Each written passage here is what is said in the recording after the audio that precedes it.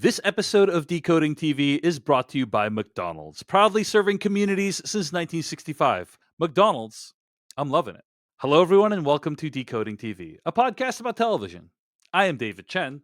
And I'm Patrick Willems. On today's episode of Decoding TV, we're going to be discussing Season 1, Episode 11 of Andor, entitled Daughter of Ferrix. This episode was directed by Benjamin Caron and written by Tony Gilroy. You can find more episodes of this podcast at podcast.decodingtv.com and email us at decodingtv@gmail.com. And you can also follow us on Twitter, TikTok, and YouTube at Decoding TV. Patrick Willems, very different to see you again today in your normal environs. We were just hanging out in Hawaii last week. It seems like just yesterday, probably because it was not that long ago that we were just hanging out. Well, you spent a bit longer in Hawaii than I did. So yes. I got back a while ago. You just got back. Yeah, I did just get back into the dreary rain of Seattle. It's a huge come down. But you know what brings me back into that Hawaii mood is watching episodes of Andor featuring Nyamos with Patrick Willems and talking about it here on Decoding TV. It reminds me of standing next to you, watching the sunrise over the Hawaiian Islands. Yeah, talking about Syril Karn, our favorite TV character. Exactly. Okay. Who's back in this episode? Thank God. Okay. Oh, thank God. So I want to talk about a bunch of feedback and emails that we've gotten in the last week. Yes. A lot of feedback over at Decoding TV. Yeah, go ahead. Furious at as usual, David.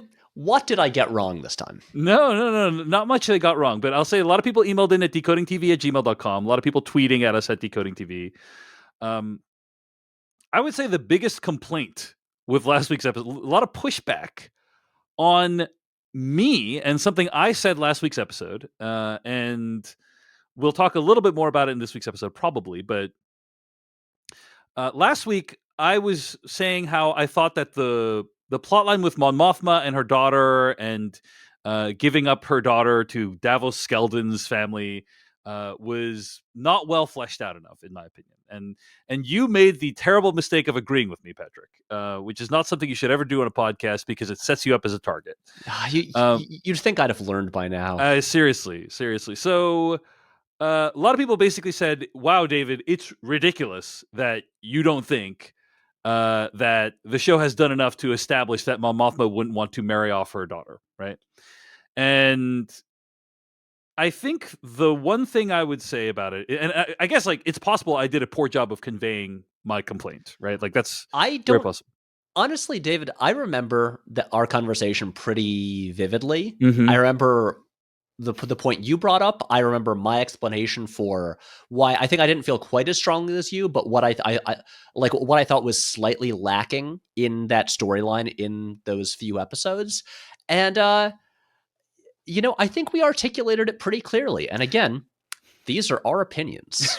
Yeah, there's no right or wrong. Well, I would say, if anything, by the way, this episode like further reinforces my point from last week, which is I think people are bringing a lot of their own feelings to the situation, right? They're like, oh, I have a child. I would not want them to be married off to a thug and their family. And it's like, okay, that's a very reasonable thing for you to think. And we are here to childless adult men. And and that's very like it's reasonable for you to feel that way, like, but what my point is like we don't know, this is a long time ago in a galaxy far, far away. We don't know enough, in my opinion, about Mon Mothma's upbringing, about her feelings about Chandrilan customs, about her relationship with her daughter, for me to have a strong opinion about Mon Mothma's feeling about the situation. That was my point, is like, I don't bring any like earth, or I try as little as possible to bring like my earthling sensibilities to what's going on in Star Wars. Obviously, like these are humanoids or humans, and so I get that. Like there's a lot of things that we assume that are similar. But given that like the show has already set up a challenging relationship between Mon Mothma and her daughter, given that it's already set up that like she has kind of broken away from Chandrilan customs, but I don't think we really fully know how she feels about them. That's what I was talking about, is like, I don't think we have enough detail there for me to feel strongly about it. And in fact, this episode further complexifies that equation. David, I think what you're saying is totally fair. And I will say, in my opinion, I think the developments in that storyline in this episode uh made me more invested in the Mon Mothma stuff than I'd been over the past 2 or 3 episodes. I think that's true. I think that's true. Yeah, go ahead. Sorry, Yeah, finish what you're saying. I think. I mean, we'll get into it when we talk about that, like the episodes, like in detail. But for me, just literally just having her talk to Vel about this stuff, Yeah. I think made it feel a lot more real and a lot more emotional than it had been. And again, because most of the Mon Mothma stuff in the past few episodes was her talking numbers with banking people. And this episode made that stuff more emotional, and yeah, and I'm back on board the Mon Mothma train now. Yeah, I agree. It's this episode did some good clarification of the Mon Mothma stuff. We'll talk about it. We'll talk about it. But anyway, I felt the need to respond to people being really pushing back a lot on my statements about the Mon Mothma plot. It's not. It's not. I am fine with the. I understand the concept of she's very protective of her daughter. I get that, but I'm like, I just want the show to give us more on that front because I don't assume that like she's part of a she's in the Senate. Like, how has that shaped her feelings on like her responsibility? Like it's just like there's all these things I don't feel I know to understand her thoughts on it beyond just beyond just a mother wouldn't want her daughter to be married off to a thug. Like, okay, Right. yes, but that's like a very simple feeling, in my opinion. That like I think the show is more complex than that, and I think this episode shows that that's the case. So, Yeah. yeah. I think the larger thing than just being protective of her daughter is really wanting to leave Chandril and Customs behind. Yeah. Yeah. Like that is in her past, and she thought that was all behind her, and she would never like she thought that even though she was like forced into this, basically arranged teenage marriage, that she could then, I mean, in Yeah, a she wouldn't have to. Her daughter wouldn't suffer the same fate, basically. Yeah, right. yeah. And it is a little like I can make a better life for my daughter than I had myself. All right, but thank you for all the feedback. Yep, go ahead. I will say, David, you did have opinions about Star Wars on the internet, so pushback about literally anything was inevitable. Well, yes, it's fair. But I don't want my opinions to be nonsensical, and I appreciate people trying to make that the case. Keep trying to keep me honest there. So anyway, thank you for the emails at decodingtv@gmail.com. Also the comments at youtube.com/decodingtv. Okay. Also, you are now going to get pushback from people who like the storyline but don't have children. And who are going to say, yes. Hey, don't put that on me, David Chen. Okay. That was you that said that. I didn't say anything about the the state of your childbearing situation. Okay, other thing, something else people said, THX 1138. A lot of people have said, hey, the Narkina 5 storyline is a clear allusion to THX 1138. I think that's very true. The plot line of both the movie and also the Narkina 5 storyline, they're very parallel. The look and art direction behind the prison itself, the police robots in THX 1138 and the guards in Narkina 5, the outfits that the prisoners wear, like it's a clear visual illusion. So I did just want to bring that up. I thought that's a cool way to allude to, pay homage to one of George Lucas's films that obviously was a huge inspiration for the Narkina 5 stuff, and obviously George Lucas created Star Wars. So I didn't know if we didn't really, I don't think we have mentioned the words THX 1138 on this podcast, and so I'm curious if you had any thoughts on that parallel. Not really, other than I picked up on that vibe with the Narkina 5 stuff, and I also think after the previous episode came out, there were a lot of interviews with the people involved. They were doing a lot of press for it, whether it was Toby Haynes or Bo Willimon, or like costume designers and art directors, and multiple people like who worked on the show acknowledged that yes, THX 1138 was an influence. And what I like about this is that obviously THX 1138, it is it's a 70s sci-fi movie. It is a pre-Star Wars 70s sci-fi movie. Therefore, it is like, somewhat political, and it's like this scary dystopian future commenting on our society of today. And the thing that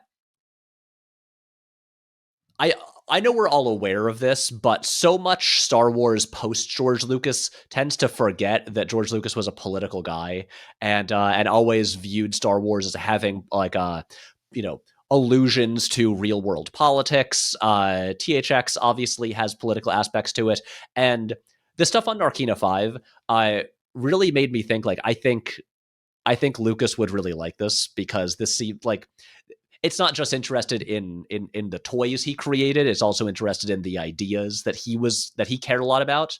And yeah, another cool thing about the show. Yeah. Okay. So wanted to acknowledge the THX 1138 inspirations. We got this email that I thought was pretty interesting. This one comes in from Brian N, writing into decodingtv@gmail.com. About who is Luthen? What's Luthen's deal? Brian N writes into decodingtv@gmail.com, quote, I think Luthen is a fallen Jedi in hiding. Here's why. And then he lists these reasons. Luthen has a kyber crystal. The first time we see him, he carries a pointless staff that retracts into itself and is stored within his cloak. In episode 10, he speaks the line, we took an oath. In episode 10, he's wearing a space cape. No other characters do that in the show. In episode 10, he has sacrificed inner peace. He's damned for what he does. He has sacrificed everything, in my opinion, all of his beliefs included, for the belief that the former order before the Empire and the Sith must be restored. End quote. What do you think, Patrick Willems? Is Luthen a Jedi? That is an interesting theory. I mean, in the new episode, we do see his cool ship is outfitted with some, like, this is not Jedi technology, but it does have these like lightsaber-esque little like blades that pop out on the side. Yeah, lasers, I thought they were. Yeah, lasers. Yeah, exactly. Yeah. Like I don't think those are powered by kyber crystals, but it's an interesting theory. I'm totally ready to be proven wrong. I lean toward no. Okay, for two reasons. The first, probably biggest reason, is it feels like a very deliberate choice on Tony Gilroy's part to just make a Star Wars show with no Jedi, to just avoid that stuff as much as possible. To like, I don't know if the word Jedi has been spoken on the show yet. I don't think it has. Yeah. It's possible. If it has been, it's like a passing mention only. Right. It seems to me like this is very much a show where like the mission statement is, this is about the regular people, not about the magic wizards. So just keeping in mind like what the show seems to be aiming for and what its focus is, I would lean toward like, no, they're probably not going to reveal that a character is a secret Jedi. Although I am curious about that little staff thing, which we see again in this episode. Yes. But the other reason is okay, so David, you didn't watch Obi-Wan Kenobi, right? Correct. Okay, I did. That is a show that set in a kind of similar time period that deals directly with Jedi in hiding. And seeing what they have on that show and seeing the way they are hiding and being hunted down, I kind of doubt that Luthen would be hiding on Coruscant. Well, he's hiding in plain sight, Patrick. That's obviously his strategy. But they seem to like have records of who all the Jedi are, and are like hunting and like the Inquisitors are hunting them down like with a list, and I feel like if they don't, if they're to show and like no one knows what Luthen looks like right now, and I think that if he were a Jedi, there would probably be a record of him, and they would probably have a little like hologram of him and would be going around looking for a guy with that face. And So there is Wow. my second reason for why I don't think he is a Jedi. That's I don't have any big theory about him. Also, this show seems to be avoiding the kind of thing where it's like, oh, then there's going to be like a big reveal, and this character is actually some like related to someone that we know. It seems to be mostly avoiding that kind of lore heavy payoff. So I lean toward no, but I've been wrong before, and I very well will be wrong again. All right. Wait, what do you think? I mean, the thing about the Inquisitor is like a really compelling point, like that you just made, right? If he's being hunted down, or if the Jedi being hunted down, like, and it makes sense that there would be some record of Luthen, and he would not want to be seen on Coruscant openly, you know? Like, Um, why would he have a shop like a few blocks over from like the headquarters of the people hunting him? I will say, first of all, have you ever seen Breaking Bad? Does the name Gus Fring mean anything to you? Like, I would say there are, characters that hide in plain sight in TV shows. And also, I would say that Luthen is so freaking badass in this episode that it did put a lot of fuel on the fire of the Luthen is a Jedi theory for me. So I am just going to be a contrarian and say yes to this one, just to contradict you, Patrick. So basically, this way, at least one of us will be right eventually. Exactly. That's my whole deal. One other email from someone, Lauren, writing into decodingtv@gmail.com, writes, quote, in thinking about the Luthen monologue of Andor episode 10, couldn't help but laugh when considering how it compared to Karn's love confessional in episode 9. Arguably, Karn's speech to Miro contained similar poetic imagery and word choice to Luthen's, but the deliveries made all the difference. Luthen's sacrifice response sounded like it was coming from the depths of his soul. Karn's sounded like he practiced it in front of a mirror after rewriting it several times and storing the rough drafts in his private box. Acting, end quote. I would argue that they're both acting extremely well in those scenes. I remember listening to the commentary of Boogie Nights with Paul Thomas Anderson, and there's that whole stretch of the movie where Mark Wahlberg tries to become a pop star, and he does like the "Heat will rock you," like that part. And Sorry, Paul Thomas Anderson I did not know I was going to get David Chen singing on this episode. Fantastic. And Paul Thomas Anderson is basically, it takes a lot of skill to sing badly and convincingly, and I think that's what we see with Syril Karn talking to Dedra Miro in episode 9. So they're both doing great acting, in my opinion. So yes. Obviously, their speeches were intended to have, to affect the audience in different ways. Yeah. Okay. Well, that's it for follow-ups. Thanks to for all the comments at decodingtv@gmail.com and youtube.com/decodingtv. Before we continue, I want to acknowledge that this episode of Decoding TV is brought to you by McDonald's, proudly serving communities since 1965. Patrick, we love to get the feedback, even when it is pushback. We love to get the theories and wild speculations about what might be happening in this show. And that's true of not only Andor, but all the shows that we cover over at Decoding TV and A Cast of Kings. It's no surprise that here at Decoding TV, we love the idea of community.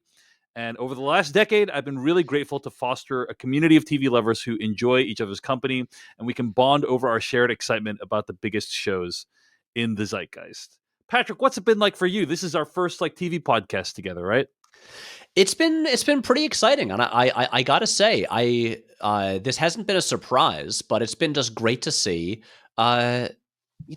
how nice the audience and community that's built around the show has been. I love interacting with and chatting with the listeners online. They have great input, and they really remember details about like each episode and our running bits and things that we're bringing up. I feel like they really know us. I agree.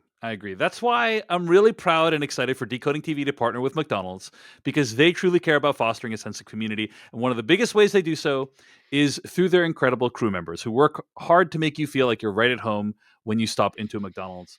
I have a McDonald's down the street. It's like a mile away. I go there very regularly, and I'm always impressed by the level and quality of service there, how fast it is, how friendly it is.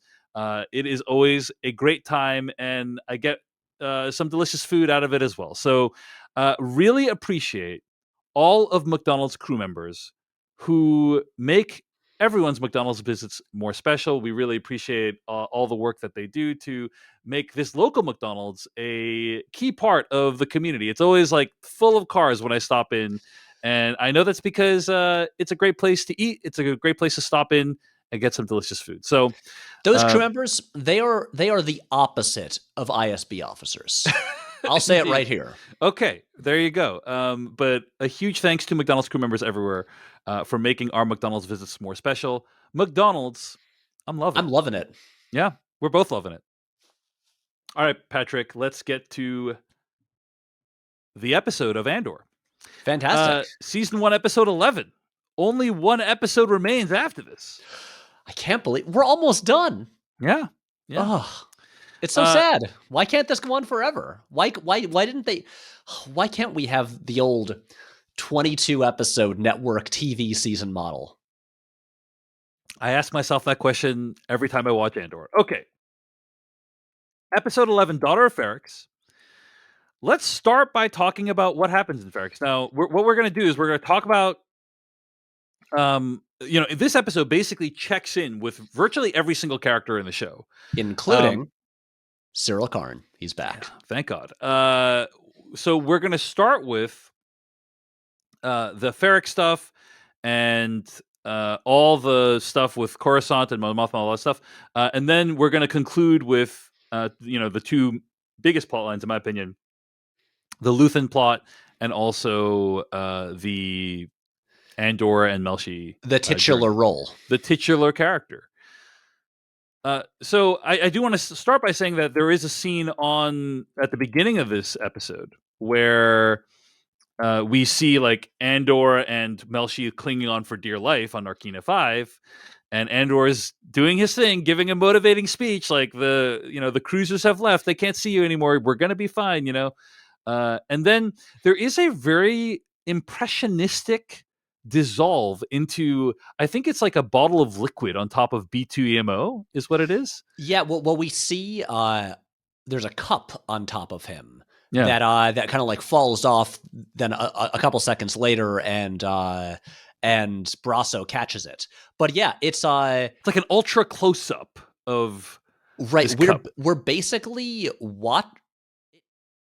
And look, Star Wars experts, correct me here where I'm probably wrong, but this actually I know I can tell you I know I'm wrong here. But this is the rare time in Star Wars that we pretty much have a POV shot from a droid's perspective. Yeah. Because I think we got one earlier this season as well. There was like when B2EMO, like when there was that or not I don't know if it was POV like first person, but it was like third person. It was like you're viewing it from B2EMO's perspective, right? When Andor returns to Ferrix. Yeah, I will say the one other droid POV shot that I can think of in Star Wars is one of the weirdest visual choices I can recall in a Star Wars movie, which is, David, I don't know if you remember this. It's in The Phantom Menace. It is in the scene when little Anakin Skywalker is leaving home forever. And he's like in his bedroom packing up. The scene, it's mostly just like kind of like standard coverage, like very, very, very neutral, like kind of like just objective from the side, just watching Anakin packing up, and he's talking to C-3PO. And then we just every so often just cut to a C-3PO POV shot, this like tall shot looking down at Anakin. And it's weird because C-3PO is barely in that movie, but Lucas just randomly, shows us his POV a few times in that scene. Anyway, but here we have this shot like through the liquid in a cup, and then we cut to like this extreme close up of like the eye lens of B2EMO. Yeah, it's interesting. I mean, I think something that's really important in shooting movies and TV is like the transitions between things, and sometimes they're like really creative. There was one episode a couple episodes ago in Andor where it's like, ooh, like every transition was like amazing, and this one was just kind of like there was a dissolve from the rock of Narkina 5 into like this thing, and I'm like, I wonder if this is trying to say anything about, you know, the oppressive nature of Narkina 5 compared to the oppressive nature of death that B2EMO's experience. I don't know. I don't think so. But and when you see a transition like that, it makes you think like, what are they trying to say with this? So, Right. um, Well, a thing that I was thinking about that's interesting about this scene, because when we cut into this scene on Ferrix, yeah, and especially once we pull back from the like, extreme super close up B2 emo like eyeball shots, we then see Brasso talking to him, and in the background, other people are basically Marva has died. She has already died. We don't see her die, and then people are bringing her body in the background of the scene. They're bringing her body out of the house. yeah, And then Brasso is talking to B2 Emo, and it's interesting because you like traditionally in Star Wars we see droids often as sidekicks or butlers, or as obviously as like soldiers and stuff like that. But yeah, uh this is like here B2 Emo is really like the way Brasso talks to him, it's like a cross between a small child and a dog. yeah. A pet Like of some kind. yeah. Yeah, Like he is sad. yeah. He's like his speech, he's stuttering. And Well, he's always been stuttering because he's well, kind of an he old has, rope. Yeah, yeah, but usually like the way I read the stuttering in past episodes was like, oh, he's old and not in great shape. And now it sounds almost as if like he were crying, and like trying to process what's happening, yeah. and like doesn't fully understand things. And it's sad. And it almost makes me wonder if that shot of like the liquid and then the eye is sort of like a visual representation of like Mm. tears welling up in Yeah. his Yeah. eyes. There you go. There you go. Well, we just spent 5 minutes talking about one transition in the episode, so we're clearly going to be done with this podcast in about 5 hours. But anyway, yes, Marva is died in this episode, and there is a funeral procession where they kind of lead her out the door, and it's pretty lovely. It's a lovely scene. Everyone's gathered. She's clearly like an important person in the community, um, a daughter of Ferrix, as it were. And we see an Imperial guard kind of chilling across the street. He is there. Cinta has started working at this cafe. I like that every single time we see Cinta here, she has integrated herself more into Life of Ferrix. Like in 3 weeks or 3 episodes from now, she's gonna have like a whole family there. Like, what was the assignment again? Oh, right, watch Marva. Right. I mean, it's not too dissimilar from the way she blended in with the Aldani people Right, over right, there when she was the one person who stayed behind after the mission. yeah, And well, yeah, the guy who is like watching her and yeah. like and asks her what's going on is Corv. Hmm. He's The Imperial guard or an Imperial worker, basically. Yeah, Yeah, the guy who we see him in multiple scenes because in one scene he's talking to Bix, but he's often like in disguise as like a regular Ferrix guy. Like he's the guy that we saw in the previous episode, like watching as like they're bringing a doctor over to Marva, and I do just want to point out that the actor who plays him has a name that just sounds like a Star Wars name. mm-hmm. His name is Noof Usalam. Okay.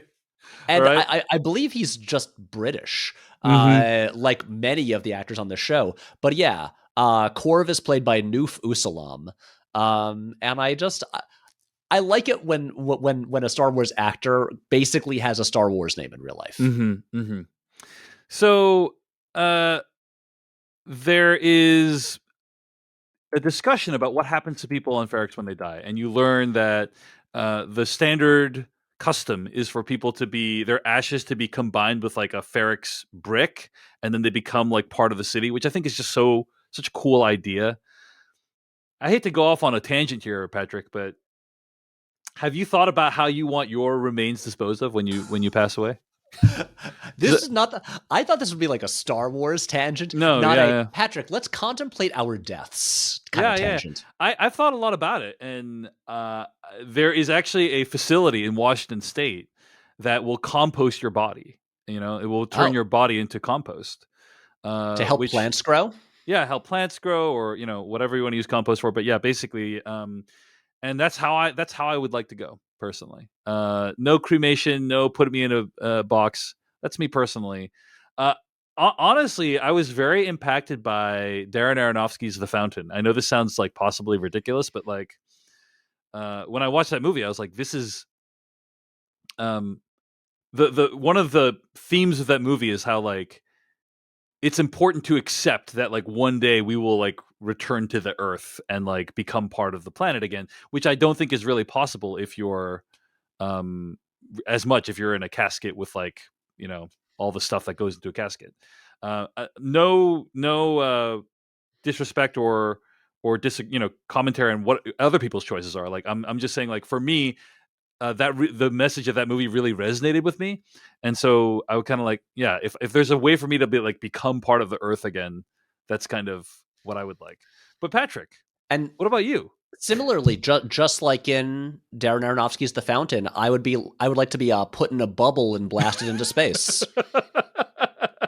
No, I'm kidding. No, not, like Yeah, I'm not trying to make light of like yeah, yeah, no, it's you all have a good. really good answer to this, and genuinely, I have not thought about it that much. I don't. I guess what we're learning here is I don't contemplate my death that much because I'm going to live forever, man. Yeah, But I do it almost every day, Patrick.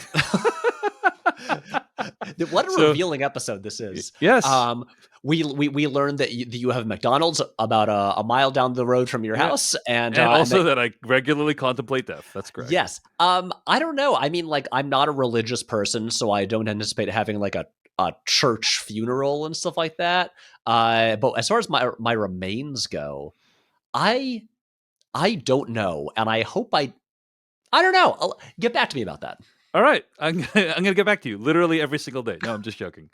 Okay, so what else is at Ferrix? Oh yeah, so there's a scene where Ferrix, B2EMO, like doesn't want to stay in his house, because Marva's not there and it's lonely. And Brasso, he asks Brasso to stay behind, and Brasso's like, okay, one night I'll stay, in this house. And here's my reaction to that scene, Patrick. Number one, oh wow, B2EMO is really adorable, and it's really sad that Marva's not there anymore. And what a bummer. And of course, who could say no to that voice and robot form, right? And also, I'd be pretty annoyed if I had a droid and it wouldn't do what I told it to. I mean, it's basically like, oh, what if your friend dies and then their dog is there, and then it's like, oh God, do I didn't like. I deliberately had chosen not to have a dog, and now I have this dog that I guess I have to take care of. Yeah, yeah. It's So, it's. I mean, the thing with the Ferrix stuff in this episode is that Marva's death really is kind of like, I guess, our little like inciting incident in the yes, episode it that then. propels like virtually all the action in the show, in the episode, is because of Marva's death or is related to Marva's death in some way. Right. Yeah, Most of the storylines involve people talking about or sharing the news of yeah, Marva's death, and then talking about what is going to come next. Because then they talk about, obviously they're going to turn her remains into a brick on Ferrix, but also then they start planning the actual funeral, which we yeah, learn happens 2 days after the death. yeah. So it's 2 days until the funeral is happening. Yeah. And I have a feeling we're going to see it in next week's episode of Andor. It would be pretty wild if they didn't show it, right? Like they're like, and tomorrow's the funeral, and then like cut to credits for a year, and then we don't see what happens. I think we're going to see what happens at the funeral, though. No, the So, next episode is it's like a long road trip about yes, Cassian trying to make it trying to home for the get to the funeral. funeral. That's right. That's right. Yeah. One other scene that happens at Ferrix this week, we see Bix, and her brain is all messed up. She's literally just like replaying, like, or Well, this is like, the way. Like the show wants you to understand that she is still traumatized by what happened before. But they can't actually play you the sound that she heard because there's no way to replicate it, right? So instead, they play what people were saying to describe that sound, which I thought was just an interesting way of kind of evoking that feeling, you know? But anyway, her brain's all messed up. So then we meet a character named K-Sax, who is an Imperial officer, and he takes Bix out from the brig or wherever she's at, and then takes her to another room, and then shows her a hologram of Anto Krieger. We finally see him. This is the first time we meet Anto Krieger. Now he's a guy, just he's a dude, like he's not an alien or something like that. Seems like a big dude. But it's our first time seeing Anto Krieger. I'm curious if we're ever going to meet Anto Krieger. Like, I don't. It would be really wild if Anto Krieger was just like an off-screen character that we never met ever in the show. Do you know what I mean? Well, considering what we hear is probably going to happen to Anto Krieger, I would not be surprised if we never meet this guy. That would be pretty awesome. That's kind of cool. Like kind of a power move on the show's part to be like, we're gonna really get you invested in this character, but you're never gonna meet him. But he's gonna be critical to the last like 4 to 5 episodes of the show. Yeah, we're gonna talk about him a lot. Whenever Anto Krieger's not on screen, people will be asking, "Where's Anto Krieger?" We'll show you holograms of Anto Krieger. David, you know that's not true because Syril Karn exists. That's true. When Syril Karn is on screen, I'm like, I don't need anything else right now. Mm-hmm. This is so everything I want. Yeah. But we see K-Sax interrogate Bix. And also Korv is there too, the guy who no longer in disguise, now in his regular uniform. And he says, is this the guy that you introduced Cassian to? Like, they're trying to figure out if Anto Krieger is Axis, is Luthen. And Bix looks horrible in this scene. You know, she looks completely destroyed. And we don't even hear her answer. I think because she's trying to be like, okay, well, if I say no, which is the truth, they won't believe her. And if she says yes, then that's lying. And she's going to get tortured no matter what, I think, is kind of her calculation there. So she's just completely and utterly defeated at that point. It's brutal scene. Yeah. So. The Empire, real bad. Yes. I don't like these guys. Wow. I hope they all get blown up. Bold stance, Patrick. Bold stance. All right. What else do we have happen? So that's like all the Ferrix stuff, basically. There's going to be a funeral. That's probably where the finale is going to go to. We check in with the bell hammer guy again. Yep. We also check in with Miro. That's how we learn a lot of this exposition. And Miro's like, no, we must allow the funeral to proceed because previously they wouldn't have allowed it. But she's like, we got to get everyone, going to this funeral because like all plot lines will converge on Marva's funeral next week. Syril Karn's going to be there. Andor's going to be there. Possibly Luthen. Like everyone's going to be at Marva's funeral. It's the hottest ticket in town. So, okay. There is a brief scene at Coruscant with Clea and Vel. Vel shows up at Luthen's place and she wants to tell Clea she wants to tell Luthen that Marva's dead, And they have this cool little interaction, which I thought was kind of interesting, where Clea kind of gives her version of Luthen's speech from last week, basically. Like, this is what I do that you don't understand.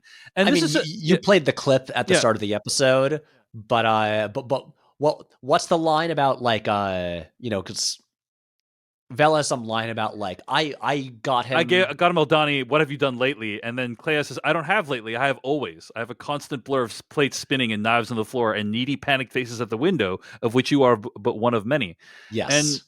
And I thought this is a cool scene because basically this is a scene where one character is giving just a very basic piece of information to another character. And instead of just having a phone call with Luthen, they use this scene to kind of develop character, to give you more information about Clea and what her mindset is, and also develop the relationship between these two, which is clearly very tense between Clea and Vel, right? A couple things I want to mention here. I like how no one can walk into Luthen and Clea's store without being buzzed in. So Vel is just like loitering outside until Clea happens to look up and be like, "Oh, fine, I'll let her in." But also considering that we saw before, I think was it in episode 7, uh, Clea with a big hood traveling all around Coruscant to get to this like secret meeting place to talk to Vel. She must be pissed that Vel just showed up at the store, considering like how secretive their previous meetings had to be. So obviously doesn't like this. But and the other thing that I wanted to mention was David. When Clea has the line about the like blur of spinning plates, I thought of you and your millions of podcasts that you always have going all the time, and I was like, David's got to start using this line when he's telling people about like, you know, what his day-to-day life is. Well, when Patrick came to me and was like, "Let's talk about Andor," I said, "I have a constant blur of spinning plates and knives on the floor and needy panic faces at the window, of which you are one." That was the exact quote. So it was uncanny to watch a show and see my words come out of Clea's mouth. I know. Okay. So that's the scene with Clea and Vel, and he, you know, and Clea also says, "Look, I will tell Luthen where the information came from." Basically, yes. You know, and also we can't forget that these people, like after everything that Cassian has been through in the past 3 episodes, these people, his former allies, are still trying to kill him. That is their goal. The reason they're like, "Oh, Marva died, and you should know this because Cassian might come back to go to the funeral," it's so they can kill him. Yes. Everyone is against Cassian. Like Luthen and co. want to kill him. The ISB wants to capture him and torture and interrogate him. Cassian's only ally right now is like Melshi, I guess, or like I don't know. Brasso's a good dude, you know. Brasso, still likes him, but even Bix was tortured into revealing information about him. Yeah, I mean, and Bix probably is not like Bix's life and it has been ruined basically because of Cassian, you know, and her association with him. So she's probably not too inclined to like him anymore. Is my guess. Also, can I just say, as much as I'm sad that Marva died, I'm glad that she died before the ISB got to her. Because they were waiting as like you know, knowing that, oh, at some point we could use her for our purposes. I'm glad that she didn't have to go through what Bix went through. Yeah, totally. One of the lucky ones. Okay. Let's talk about a couple of other Coruscant scenes. Oh, we should mention, by the way, that Clea is like very upset that Vel is there, and like this is a break of protocol because I don't think Vel has ever shown up at the store before. So like, that's what I was saying about you know, their secret meeting place. Yeah. She's broken protocol, but like I think it's probably going to be okay. Again, she's Mon's cousin. She's fancy. Let's talk about Mon. We go to Mon's apartment and we see her child, Lita, is basically taking CCD class with all of her other friends, right? It's basically like Chandrilan religious school of some kind, right? Yes. And they're doing the chant. They're doing this chant of like, we're all braided together and the braids are good and like all this stuff. And so what you realize is that she is into the old Chandrilan ways, and you know, Vel and Mon have a conversation about it, and they talk about how like, yeah, like the kid, this is all the rage with kids now. I do think, Patrick, this is a commentary on the fact that in our society, many young people are into religion because it does offer certainty in the face of postmodernism. Mm-hmm. Do you know? And I'm really stretching here, but I'm just saying, like, I think that you would not expect Mon, what by all accounts is like a very progressive person, to have a child who's like super into this old religion. But I think it does make the dynamic more interesting. And you know, to my point earlier about Mon and her relationship with her daughter, like what I think it's clearly setting up for is a kind of tragic situation where Lita is more into the Davos Skeldon's child being wed at the age of 14, way more so than Mon is. Like, I think that's kind of what, and this is Right. what I was saying. Is like, I wish we knew more about what their dynamic was and their relationship to the Chandrilan ways. And this episode, we learned like that information a little Yeah. bit, right? And that's what's interesting, because based on the conversation in the previous episode, you would have imagined that, when when eventually Lita and Davos Skeldon's son are introduced, that like, oh, Lita will probably be like really pissed about this, about being like forced into this old ritual and stuff like this, and like hate her mom even more. And now seeing this, you realize like, oh wait, no, she might just be into that, because she's like she likes these old rituals that Mon wanted to leave behind. Actually, this scene with their like, I guess the equivalent of like a Chandrilan like church group or Yeah. whatever, it reminded me of David, did you watch The Americans? No, I did not. It is a Uh, big blind spot for me. Yeah. Great, genuinely one of my favorite shows of the past decade. But this isn't even like a little storyline. This is just a thing that happens in like over several seasons. But there's the two main characters on the show. The two Russian agents posing as Americans, Kerry Russell and Matthew Rhys. And then there's a point where their teenage daughter starts going to church and just like getting very into like just becomes Christian. And obviously they are not remotely religious. They don't care about it at all. Yeah. And they're really freaked out because they're like, we thought we were raising our daughter at least, even though they don't know about, who we, like what we really do, we thought we were raising her, like with our values. And now she's here like wanting to go on like church trips to like to like help people in third world countries, and wants to like bring her pastor over for dinner. And it reminded me of like a similar dynamic. Yeah. This scene, we also got a lot of detail from Mon about what exactly was going on and why she's freaking out about the 400,000 credits. Kind of interesting to put this detail in this part of the season. Like, I don't know why they didn't like start with this like a few episodes ago. It's kind of I would say it's atypical of this show so far to kind of draw out a mystery like this. Oh, this is why she's so concerned about the 400,000 credits. But anyway, we basically find out that she used to be able to move money really easily, and she has a big old trust fund. Yeah, and then it became harder, and there's 400,000 credits that are unaccounted for, basically, and like she needs to figure out a way to account for them. And if she doesn't, she's going to get in big trouble, because they're going to look and they're going to see 400,000 is missing, and that's why she needs to work with Davos Skeldon. And yes. There is a couple of nice touches in this scene. First of all, Vel is obviously very curious about what's actually going on, because I think Vel's probably thinking to herself, hey, I can access 400,000 credits. I don't know if you heard about this thing called Aldani, but I was responsible for that, so maybe Vel's kind of thinking, maybe I could just patch up the 400,000 credits. I really hope we do get to see the scene, or see the moment when Vel presumably eventually tells Mon that she did Aldani. Yeah, that will be very satisfying.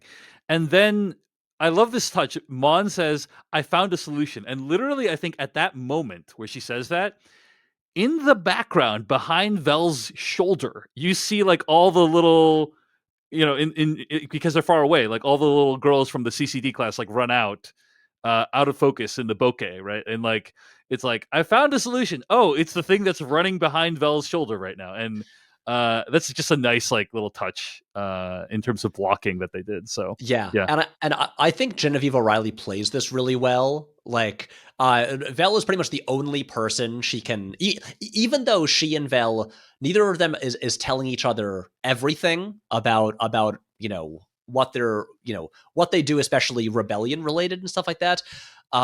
Vel is probably the only person in her life that she can actually kind of admit that like, I'm in a lot of trouble. And I'm really scared. Yeah. And she definitely like, even though she's sitting in basically the exact same way on, I think, the same couch that she was talking to Davos Skeldon in the previous episode, her demeanor is like is so different Mm-hmm. than what it was last time, and she is so like visibly like just frightened about her life and her child and the situation that she's ended up in, and like and here I was like, okay, I am feeling the distress, and I understand this in a way that I wanted to a bit more the past couple episodes. Yeah. Yeah. Uh, and I think that's where we leave it. And I think I've laid out where I think this plotline's going, which is like she's gonna make the deal because Lita's gonna be super into it.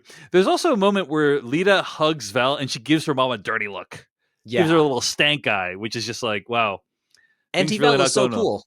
Yeah, Antival's so cool. Not like you, mom slash mon. Anyway, More more like Mon Mothma. And that's the level of humor you can expect from Decoding TV. this is Or at pretty least rough. my episodes. That was pretty rough, Patrick. Okay, so there is one other scene on Coruscant with our favorite character, Syril Karn. This week we get some more Karn tent with Syril Ah, Karn on Coruscant. it was so Uh, good. He gets woken up during the night by his mom. yes, Good old Edie Karn, whose hair is not as neat and tidy as it usually is. yes, and she says, "Hey, you got a phone call." And it's Linus Mosk. And this is really cool because Linus Mosk, obviously one of the corpos that was in the first 3 episodes of the show, that helped Karn invade Ferrix to catastrophic effect. No one has encouraged Karn more than Linus Mosk. That's right. And He's the guy who literally let Karn make his one and only inspiring speech to the troops. Mm-hmm, mm-hmm. Also, Linus Mosk, played by Alex Ferns, I would say has the best accent on the show. Mm-hmm, mm-hmm. It's incredible. Whenever he talks, I'm just thrilled. Well, they have a conversation. He's clearly there's bad reception. He's clearly in like an undesirable working situation. Like it's very loud. There's smelting going on. There's like lights and sparks everywhere. So we get the sense that he's no longer in a cushy corpo job. He is now very much blue collar and in a really rough spot. It looks like he's in the middle of a war. Yeah. Yeah. But he's not. But he's still on Morlana 1, right? Unclear. I don't remember exactly where the call came from, but he's it's like they're struggling to even talk to each other. Like Mosk can barely hear anything he's saying. But what we do learn, obviously, the fact that the call is occurring is that Mosk still has some kind of loyalty to Syril Karn, which is kind of sad. Like you would think that based on the events of the first 3 episodes, Karn would be like persona non grata to Mosk, but I guess Mosk really believed in the mission and in Karn. Hashtag I believe in Syril Karn.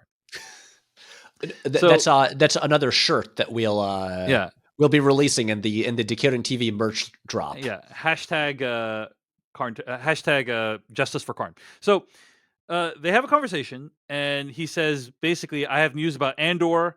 And it's cool. Like he says he still has an old partner working at the HQ night desk. So it's kind of interesting. Like he's acknowledging that there was a big transition to the Imperials, basically. And he says the mother has passed away, and he might show up at the funeral. That's what he communicates to Karn, right? So obviously Karn is hanging on his every word, and really, really excited about this. There is a big mystery that happens in this episode. I've read several TV recaps about episode 11 of Andor, and a lot of people are asking about this line that Edie Karn says in the episode. She says, quote, "The mystery of your former triumphs have been vanquished," end quote. Now, that is a very strange line. First of all, it's grammatically incorrect because she says, "The mystery of your former triumphs." The operating verb should be has been vanquished. Like the subject is mystery, not triumphs. So grammatically, it's wrong. But then it's also like, what is she talking about? Because she's like, the mystery of your former triumphs have been vanquished. Now I can go to sleep. And it's a lot of people I've read this morning were asking like, why like from Karn talking to Mosk does she conclude like, oh, I can go to sleep now? Like, F you, that was stupid. I can go to sleep. Well, now I think I have an understanding of the answer to this question. But Patrick, before I go into it, what do you think is the meaning behind the line? The mystery of your former triumphs have been vanquished. Was that really the line? I'm pretty sure. Yep. Have been vanquished? Um, the way I interpreted it is that now she finally has more of an understanding about like what he was up to and what seemed like his basically what was happening at his old job and what his big mission was. And I viewed it as she looks at it as like, oh, it's you're just like pathetically hunting for this guy, and some doofus in like an exploding building is like calling you up to share that a guy's mom died. Like basically, like I took it as her being like, oh, this isn't very interesting at all. I had assumed you were doing more important stuff. Never mind, I don't care. I'm done.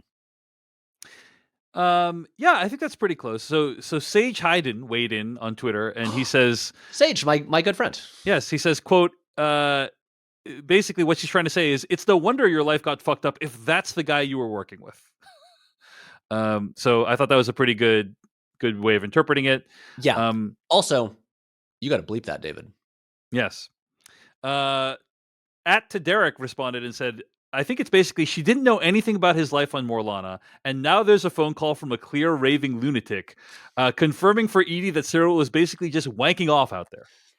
So that's another explanation of that line. But it's a very weird line with weird syntax and grammar. And I thought it was worth pausing on just to reflect on like what exactly it is she's trying to say. Basically, you're right. Wow, that guy had no idea. There was one other interpretation that I thought was interesting, which was Nate writes, you were merely boosted by more competent lackeys that you took the fall for. Which is like, that's a little bit of a stretch for me. I think it's more clear that it's like, oh, wow, that person clearly had no idea what they were doing. I have no respect for that person. So now I understand why you got here, basically, is kind of what she's trying to say. So, but it's a weird line. So anyway, Karn flashes his mom this very angry look. He's very irritated at this whole thing. And I'm wondering, like, is she going to harm his mom? Is he going to go, hurt her in some way? But nope. Turns out he's just stealing a ton of credits from her safe because presumably he's going to try to get to Ferrix to intercept Andor, right? What I did love about this is we then see, presumably then that morning, the following morning, because that was like during the night, Edie is all made up and like ready for the day. She heads off to do something at like the crack of dawn, and then Karn is just like, he's like dressed for work, but he clearly like left for work, but then is like hiding and waiting for her to leave so he can sneak back into the house, and which was great. I love his like goofy little tie. Yes. In his work uniform, but I also, a thing that was just funny to me was I a couple days ago I saw the new James Gray movie Armageddon Time. David, have you seen it? Haven't seen it yet. This is the tiniest spoiler. 2 or 3 times throughout the movie, the main character, who's like an 11-year-old boy, he knows that he basically sneakily like goes into his mom's jewelry box because he knows that she keeps some cash underneath the jewelry, and like steals like her cash to use to buy stuff. And Syril Karn does the exact same thing. He basically goes into her jewelry drawer to steal her cash. Yeah. And I'm just like, oh, he's just doing the same thing as like an 11-year-old kid in this movie I just watched. Everything that he does is a way of kind of infantilizing him, basically, like every scene he's in. So, all right. So that's all the non-Luthen, Cassian Andor, non-Cassian stuff. Let's talk about Luthen, right? Let's talk about Luthen. Oh, this is a good Luthen episode. It's a great Luthen episode. Luthen goes to visit Saw Gerrera again, and Saw has changed his mind since last time. He's like, hey, Anton Krieger going to attack Spellhouse? I'm in, baby. I want that equipment. And now Luthen's He's got those 2 X-Wings. Yeah. Now Luthen's in the very awkward position of needing to say, don't go, because if you go, ISB is going to realize something's up.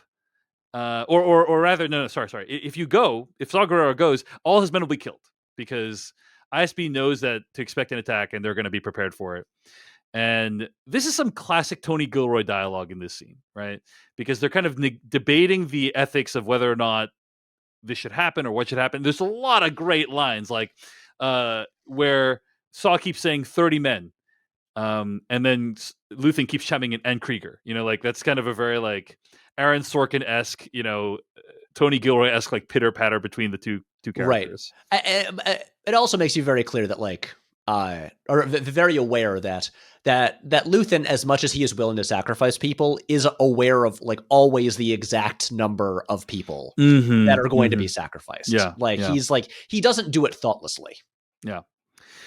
So he explains the dynamic to Saw Gerrera, where he's like, "Yeah, I have someone on the inside. I spent years cultivating it, and if we don't attack, then it's going to burn that source, and that's going to be bad for the long game." And so, Saw, I was hoping you wouldn't need to know about this, and I was going to make the decision for you. And then Saw's like, "Well, wait, like, wouldn't you sacrifice me?" And Luthen's like, "No, I would never sacrifice you because you can actually hurt me." Yeah, because like, didn't he say that Anto Krieger like doesn't know his face? Right. He said that they've never met. They've been in the same room, but Krieger didn't know it. Yeah. So, and I mean, you got a whole thing where like Saw is saying like, "Hey, maybe you're ISB." We get a nice thing where so Saw's like, I guess like little. Like his like general or whatever, the guy with like the tubes coming out of his face, who I believe Luthen just calls tubes. And but like that's a character who also appeared in Rogue One, and just looks awesome. And I'm happy that he's back here. But I like the Luthen just says that just like accuses Tubes of basically like being a traitor, and like giving him and like feeding Luthen info, basically as a way to get Tubes to step forward so Luthen can grab his gun and point it at Saw.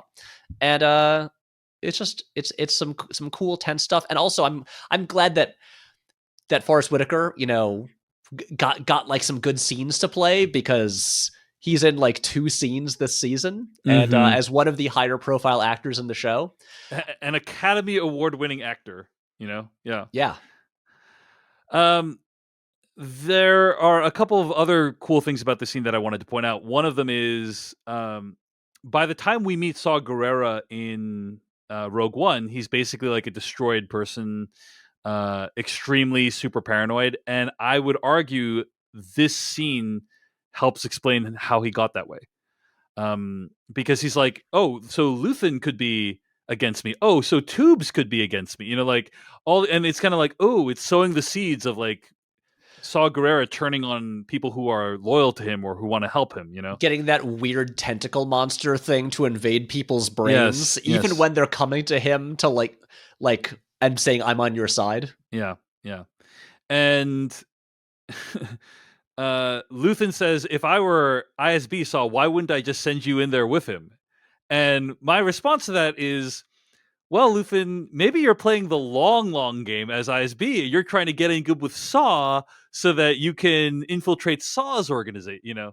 That would be hilarious if that was the reveal, by the way. If Luthen's been working for ISB this whole time, and he's playing he's basically a triple agent. Right? And he's also a secret Jedi. Yes. Well, and here's the thing. Oh, also, if he were a secret Jedi, maybe he would be doing some Jedi mind tricks. Yeah. That probably would have come in handy in several instances. Well, he probably has some kind of code around using it or something like that. So. Wait. Do you really think so? Luthen seems like a guy who'll do anything to get. He seems pretty Machiavellian in his dealings. But once, like, what I love about this scene is it's once again showing you just like how incredibly difficult like putting this rebellion together is, and operating in secret is. It's like no one trusts each other. People are like, willingly sacrificing their allies because it's like it is like it's war and they have to basically put aside like emotions and personal feelings and just try to think strategically. This is all the stuff that Luthen was saying in his monologue last episode. Yeah. So that is the Luthen Saw stuff, but it seems like he has convinced Saw to not attack Spellhouse because he doesn't want him to lose more people, and he's also convinced Saw to not help out Anto Krieger. So probably not going to meet Anto Krieger. Huge bummer. There's a great exchange at the end where Saw says, for the greater good, they're not going to warn Anto Krieger, and then Luthen says, "Call it what you will," and Saw says, "Let's call it war." End quote. Which is great dialogue. All right, I think that's everything other than the Andor Melshi stuff, right? I think that's everything. David. Yes. David, how are you forgetting this? Tell me. Well, then Luthen leaves. Oh, yeah. And he goes into space. Yes. And we have the most overtly Star Wars scene we've had in the entire series so far. We have a space battle with a tractor beam and lasers. So, I'm sorry, I forgot about this. This scene was incredible. I was cackling with glee watching this scene, right? So, Luthen tries to leave, and he is approached by a Cantwell-class arrestor cruiser. It looks kind of like a Star Destroyer, but it's got like a big dish on the front. It has multiple dishes, I think. And it does. Well, it's like one big central dish and then like side dishes as well. Yes. So he is approached by this Cantwell-class cruiser, arrestor cruiser.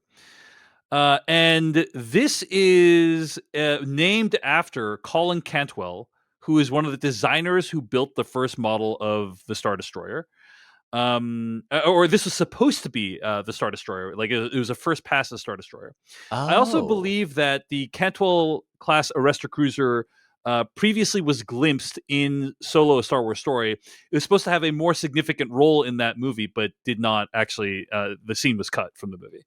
Interesting. But so this is not the first time we've seen a Cantwell-class arrestor cruiser in the Star Wars universe. But I will say the reveal of the Cantwell-class arrestor cruiser in this show was completely badass. It's like, it looks like a mini Star Destroyer, right? And it's like very formidable compared to Luthen's tiny ship. And of course, Luthen has prepared for this situation, right? Luthen seems to be ready for everything. Luthen, despite being something of a jerk, who is still trying to kill the hero of the show, is also one of the coolest guys in the galaxy. 100%. Honestly, I watched this scene, and not to skip ahead, but I'm like, man, Han Solo was kind of a chump because he should have this stuff that Luthen has. He would be like, if this stuff exists now, like, man, Luthen's just better at this than most other characters we've met in Star Wars before. Yeah. In Star Wars, in Andor episode 11, right, where Luthen is encountering this arrestor cruiser, there is this extremely tense buildup where he's being held by a tractor beam, and he's getting the false credentials that he needs, and says he's from Alderaan. He's powering up these countermeasures, and we're like, what are countermeasures? We don't know what that is, right? And they have a thing where he makes it look like one engine is like failing. Yeah, and he's like, "Hey, I need some help with this engine." And so, meanwhile, like the people on the ship are like escalating. They're like, "Should we send a boarding party? Should we, And he's like, "Yeah, why not? We need the practice." Always a great opportunity to show how justice is administered in the Empire, right? So you get a perfect example of the Empire's whole way of thinking, where his credentials clear. They're like, "Oh yeah, checks out. He is who he says he is." And they're like, "Bring him in anyway." Yeah, why not? Like doesn't matter. Like, we just love ruining people's days and just bring them in for like an inspection. Yeah, like they love the exercise of power, and it's again, I think it's astonishing that Andor is a very clearly anti-government, anti-police show overall, Mm-hmm. So anyway, Luthen finally deploys these countermeasures, and I had no idea what I was prepared for. I was like, is this a missile? Is this whatever? He launches these countermeasures, and it is incredible. Like, it basically disintegrates the tractor dish. It's like all these like what look like just shards of it looks Yeah. like tons and tons of knives just like Yes. shooting out the back of And you his see ship. them coming out and they look innocuous, and then they like start just disintegrating this tractor beam. And you can tell like the people on the ship were like completely unprepared. They're like, I can't believe someone would even attempt this. Right. And then the TIE fighters come out, and Luthen just he like goes into like attack mode, starts taking out the TIE fighters, and then he starts powering up this like weapon, and you don't know what it is. I'm like, I don't know what that is, but I bet you it's going to be extremely cool. When it pops out of the side, also I love that the sides of his Yeah. ship, they kind of become these shields. They kind of like move up into a shield position to deflect Mm-hmm. blaster shots. And when you see the close up of one of these pieces like emerging from like this hole, I was like, oh, is it going to be some kind of like sonic grenade, like we Yeah. saw, Jango Fett have in Attack of the Clones? No, it is way cooler than that. It is two laser beams, one on either side, shoots out, and he basically does like a barrel roll and just slices the TIE fighters in half. And then immediately jumps to light speed and he's out of there. And then you get this great shot looking in the like pretty much the windshield of this what was it called again? The Cantwell. Yeah, Cantwell class arrestor cruiser. The Cantwell class arrestor cruiser. You get the shot looking in the window of like the commander of the ship, as in the reflection in the glass, you just see the debris and like the smoke and everything from like all the destruction Luthen Just just little caused. like little puffs of smoke that these Yeah. TIE fighters used to be. This guy is just stunned. Like this went for like this might as well just be like imagine if like a traffic cop were just being like, the person's like 2 miles over the speed limit, I'll take them in. And then suddenly a minute later, like their car has exploded and all this. Like it escalated so fast and so far beyond anything they imagined. They don't even know how to react. It rules. It's amazing. It's an incredible scene, and huge Syril Karn from episode 3 vibes for that guy who is running the arrestor cruiser, Yes. He's like, I've made a huge tiny mistake. And I do wonder, like, other than being incredibly badass, like, I do wonder if there was some purpose to the scene narratively. Like, it's showing you like Luthen knows how to handle himself, but I wonder if like, oh, they're going to be able to trace Luthen somehow because of this incident, right? Like, and Luthen has now put himself in danger, so we'll see. Right. I mean, this is the closest call we've seen Luthen have. Yeah. I think even closer than in episode 3 on Ferrix with Cassian, because like he's just here having this tense meeting with Saw Gerrera, and then suddenly, while just cruising, through space, just like any normal person, suddenly he just had bad luck, basically. That the Empire just happened to show up, and he almost got caught. And so, look, if the purpose of the scene is just to show both the Empire's power and overreach and just the danger of existing in the galaxy, and then also to show how totally prepared Luthen is, then I'm fine with that. But it is interesting that this is one of the rare times in the 11 episodes we've seen that the show that a show that has constantly been doing things where we've been like, I've never seen that in Star Wars, or that doesn't feel like the Star Wars I'm used to. This is the one time they're like, okay, let's go full Star Wars for a few minutes here. Yeah, and it's glorious. It's glorious. No complaints. No complaints. Right, but again, this is what we like from Star Wars. They're showing us new things. It's exciting and adventurous. This is not the Star Wars where it's just like, oh, it's ships we know, or like, oh, it's characters we know, just hitting like nostalgia buttons for us. Like, this was like genuinely exciting. Not since Darth Maul took out his dual-sided lightsaber have I been excited by dual lasers in Star Wars. Than in episode 11 of Andor, where Luthen comes out with this dual laser part out of his ship. I wonder if those lasers go on forever, if they're kind of like lightsabers hanging off the edge, you know? I was wondering how far they extended. Yeah. Wait, David, you mean you were not absolutely riveted by the vision of Dark Ray in episode 9 where she has a double-bladed red lightsaber, but with like a No. hinge on it? You mean like the 8 seconds that was on screen? No, Yeah. unfortunately, it wasn't. Yeah. Oh, Yeah. oh. Would have been cool though. Would have been Yeah. nice. Would have been nice. Would have been nice. Let's talk about the titular character, Cassian Andor, this final plot line. They escape from Narkina 5. They might have Well, they escaped from the prison on yes. Narkina 5. Yes. And then they happen upon 2 alien creatures. Who are so great. Who have names.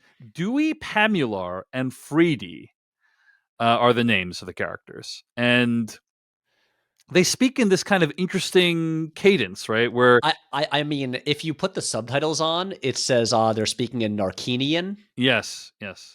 So it's kind of a combination of English, but it's a little bit more poetic and sing-songy, basically. Well, it seems like at first you hear them actually fully talking in Narkinian, like you can understand it, and then Dewey can speak kind of broken English. I think he's switching between the 2 languages. I see. Because and Freedy, it seems like, does not speak any English, are basic, right. Yes. and only speaks Narkinian because Dewey is the only one who actually talks to Cassian and Melshi. Yeah, I thought this happened. I watched this scene like 3 to 4 times to try to understand exactly what happened, and it was a little bit confusing. But I think the thrust of it is, hey, like we could kill these guys and turn them in for a reward, or we could say, screw the Empire. They've poisoned our water with all their mining and building and stuff, and let's just let these guys go instead. That will be the best revenge on the Empire. That's kind of was my takeaway from it. Yes. What did you get? Yes. It was a thing where narratively the scene was not quite as clear as it could have, as in like why they were let free is not as clear as it could be, because again it is also a big weird alien with like limited English saying this stuff, and so you're trying to like interpret what it's saying, but and also like the intention of it, and I'm like, did they let go like kind of easily? But the thing that I will say about the scene is, first of all, they finally climb over this giant rock face. Yes. And then they see there's these 2 aliens, and they've got a quad jumper, like a little ship. Yeah, the quad jumper first introduced in Star Wars Episode 7, The Force Awakens, by the way. That's the first time we saw that ship, and so it's a nice time. And some people have pointed out, by the way, that the quad jumper was from Force Awakens. These Narkinians look like kind of Dexter Jetster-esque aliens. They do a little bit. And so between a big Dexter Jetster fan, I like that. Between the quad jumper from Episode 7, the Dexter Jetster quasi body reference from the prequels, and now obviously the show taking place, right in the lead up into Episode 4, kind of the scene in some ways ties together all 3 trilogies, Patrick. So I love that. But I think one thing that we skipped over is Melshi just starts booking it to the quad jumper, and Cassian is like, okay, fine, I'll run along with you. And then there's they have this like trap set up. Booby trap. Yes. Yeah, where these like white gooey nets spring out, and like one like totally grabs like each both Cassian and Melshi, and it's like suddenly like they're all wet from this net. It's almost like a silicon type thing. Yeah. It's just like a weird, cool little thing that I haven't seen before. And then also when when Dewey wants, he just like hits a button and just suddenly retracts the nets immediately. They're great. Yeah. And so like, so I was able to forgive being a little bit narratively unclear about some of the scene, because the aliens were so wonderful to look at and listen to, and the gooey nets were so great. Yeah, I agree. Awesome nets, awesome booby trap. Also shows that Andor, like, is, as we already know, like very smart. He was not like, let's just run in there, because he knows that there might be danger, and so he's a careful dude, and he was upset when Melshi ran in there. Okay, but the aliens agreed to take them to Niamos on this rickety ship that's falling apart. They get to Niamos. Andor infiltrates the hotel room that he was in before, where there's some new weird alien sleeping in that bed, and I wish we got a better look at it because it Yeah. looks interesting. There's two aliens, and they look like they're of different species. So, like, Niamos, really a place for interspecies romance, I think we've learned. Yeah. So, and anyway, he goes and he like opens up his little his secret box, which he's like left in a compartment in the bathroom shower area. There's a couple of cool details in the secret box. There's like a blaster, couple blasters, maybe. I think I don't. I think one blaster, a lot of money, and Yeah. then and then Nemec's manifesto. because he like opens it and you hear Nemec speaking. It's apparently it's an audiobook manifesto, by the way, that we now also know that so, he, I guess, was just dictating into this machine. So he gets his credits. Hopefully he hooked up those Narkinians with some of that sweet, sweet cash from Aldani for their troubles, but we don't see that. And then he places a call, and he wants to tell Marva, like, I'm coming home, but like his colleague tells him Marva's dead. And then he has a conversation with Melshi, where Melshi's like, "We need to tell people." His friend Zanwan. Yeah, and he's like, "Hey, no names," and Zanwan won't get the message, and Zanwan keeps calling him Cass, but he's like, "Dude, your mom's dead. Like, the names aren't important at this point. Your mom's dead," and so obviously, I think Cassian is going to come home next episode.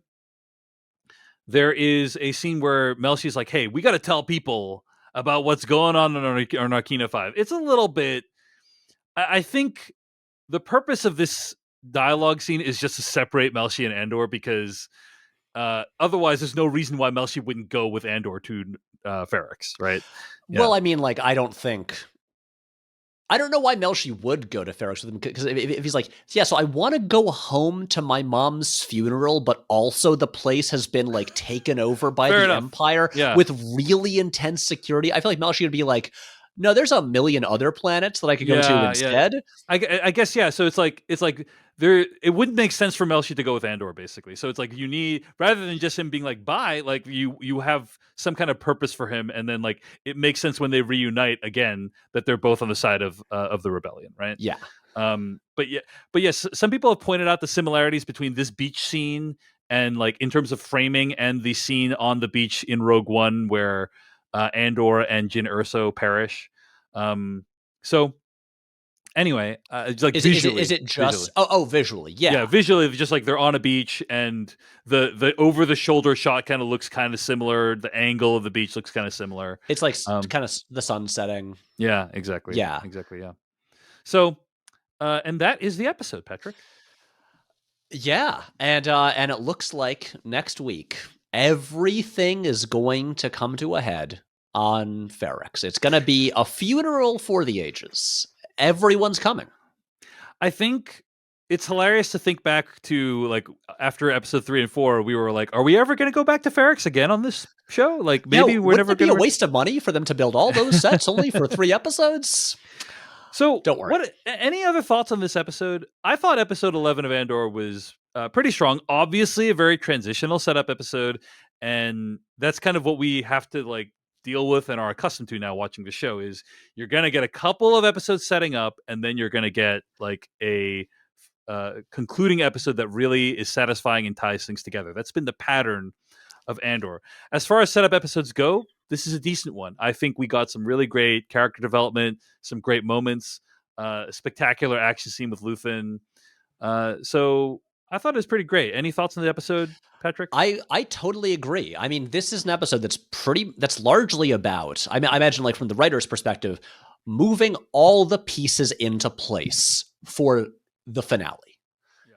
Yeah. And it does that while still giving us, like, good character moments. I guess fixing some of, like, what we felt wasn't entirely working with the Mon Mothma stuff. Obviously, having, one of the coolest action sequences in the show so far, and this is, like, I imagine where the finale will have to get to is this season is pretty much about taking Cassian Andor from a guy who basically just wants to be on his own, who doesn't want to be involved in anything, is only really looking out for himself and then his mom, and then getting him to the point where he is basically radicalizing him over the course of this season. This is like Cassian's tour of the various like the Empire's atrocities across the galaxy. And Yeah. and you look like thinking of this like final scene with him, like how utterly heartbreaking the situation is, where it's like he did the Aldani heist. He got out of there. He got a bunch of money. He just wanted to go home and be like, Mom, let's go somewhere nice and let's like just peace out and relax in comfort for the rest of our lives. And then she won't go because she's all about like rebelling now. He goes, tries to go on vacation, gets imprisoned totally meaninglessly, gets stuck in prison, has to escape from prison. Then he escapes from prison, calls up his mom, and she has died. He basically, like, because he was looking out for himself and just wanted to escape and go off somewhere else, he basically missed being with his mother when she passed away. And now he's here. And he's just like, I guess I have to go home now, and I have to face all of this stuff that I left behind. This is one of the big bold messages of Andor, is that it is impossible to not choose a side. Mm-hmm. Like, you may think, oh, I don't really like thinking about politics. I don't like talking about politics. I just let that all play out on its own. But the incredible message of Andor is, hey, guess what? There's no such thing as not choosing a side, because not choosing a side is choosing a side. It is basically a vote for the status quo. And it's really an amazing message. It's the like silence is complicity thing. Yeah. It's really an amazing message, I think, coming from a show from Disney and in the Star Wars universe. It's obviously very much in keeping with some of the themes of other Star Wars films. Like, they've always been about they've always had these kinds of themes. But I think it's really vividly brought to life in this show. And it's really an important message for the current times we're in right now. So, any predictions for the finale, Patrick Willems? Well, David, I think Kiro is gonna be a thing again. I was about to say, my one big prediction is that Syril Karn and Dedra Meero are going to once again be on the same planet in the same town. Yep. And will probably cross paths. Yeah. And the question, some people have predicted that maybe Syril Karn is going to end up foiling whatever Meero was going for, which would be really satisfying. I think that would be really fun to see. It would be, because I know the thing that I've been reading like every interview with Tony Gilroy I can, and a thing that I've heard him say when he's asked about like Karn and Meero, he's like, Meero is a full fascist. Karn, and I believe the way he described Karn is, he says Karn is unformed. Like, he likes order, and like following rules and stuff like that, but he is not as far down that path as Dedra Meero currently is.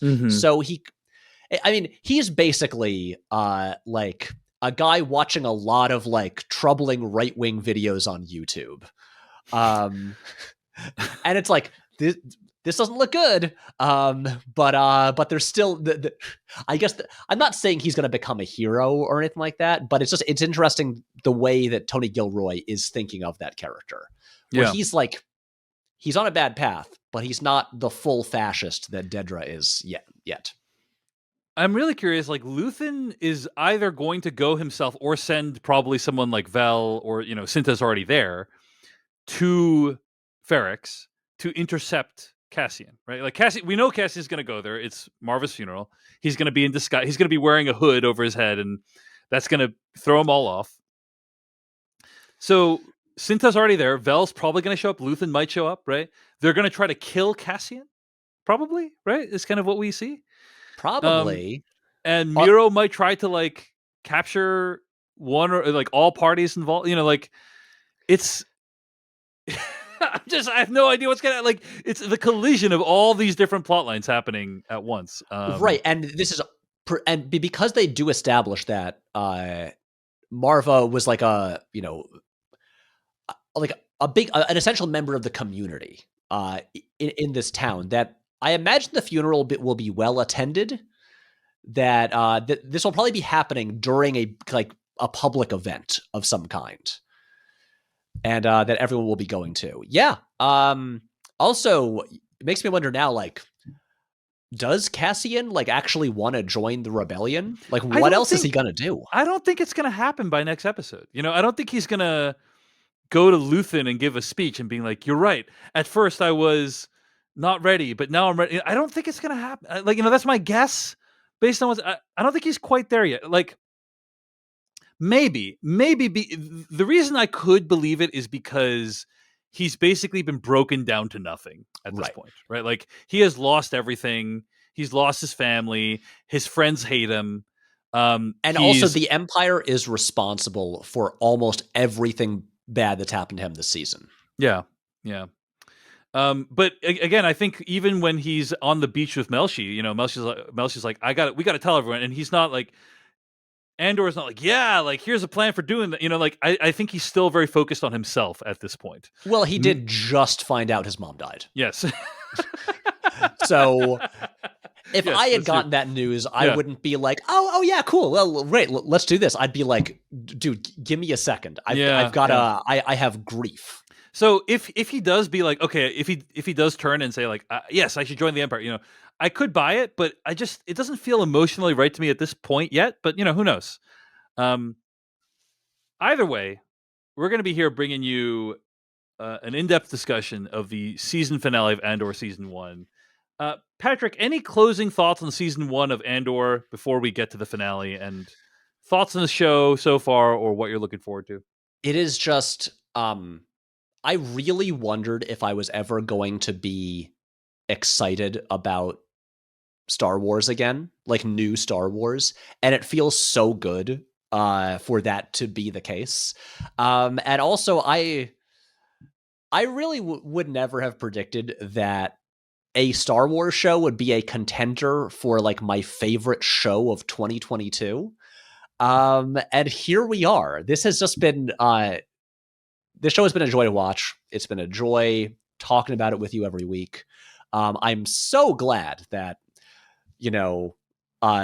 obviously for our podcast, that like the show turned out as well as it did. So we're enjoying this so much. But no, look, Andor, when it was announced, I had no expectations for this. I was like, that sounds unnecessary. And and now here we are. Yeah. This is the show that has reignited my love and fascination with Star Wars again. It's my favorite show on TV right now. I really enjoyed recapping it with you, and a huge thanks to all of our listeners at Decoding TV for making the show possible with their feedback, their ideas, and their thoughts. We really appreciate it. But Andor, it's a great television show. It has so much to say, and it just happens to be set in a universe where Senator Jar Jar Binks might show up at any second. So, okay. That's going to bring us in. Yeah. That's going to happen in the finale.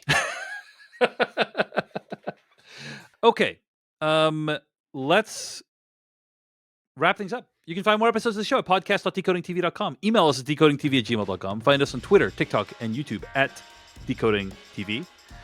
And next week we'll be discussing the finale, and we'll have more thoughts about like any bonus episodes or other things like that. We'll announce that next week on the show, and any thoughts on what Patrick and I might be doing after this. But we'll talk more about that on next week's episode of the podcast. So be sure to tune in. Tell your friends. Podcast.decodingtv.com. He is Patrick Willems. I am David Chen. We'll see you later. Hey everyone, David Chen here. Thank you so much for watching that video from Decoding TV. If you want to get an audio version of the show, all you got to do is go to podcast.decodingtv.com. And if you want to support what we do, get ad-free episodes of the podcast and also bonus episodes of the podcast, go to decodingtv.com and become a paid member. Of course, you can also like and subscribe for more. We appreciate it. Thanks. See you later.